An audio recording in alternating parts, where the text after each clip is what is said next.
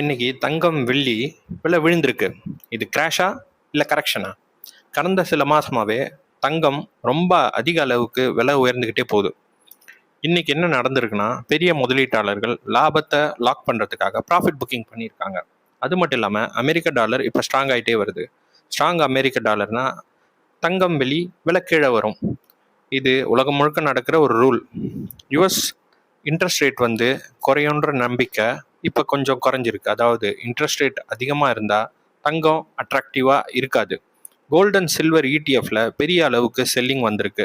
Technical traders stop loss போட்டிருந்தாங்க. அந்த stop loss hit ஆகி பெரிய அளவுக்கு செல்லிங் நடந்திருக்கு. இது லாங் டேர்ம் டவுன்ஃபால் இல்லை, இது ஃபாஸ்ட் ரைஸுக்கு பிறகு வரக்கூடிய ஒரு நார்மல் கரெக்ஷன் தான். பயப்பட வேண்டாம். ஸ்மார்ட் இன்வெஸ்டர்ஸ் கரெக்ஷனில் தான் பிளான் பண்ணுவாங்க.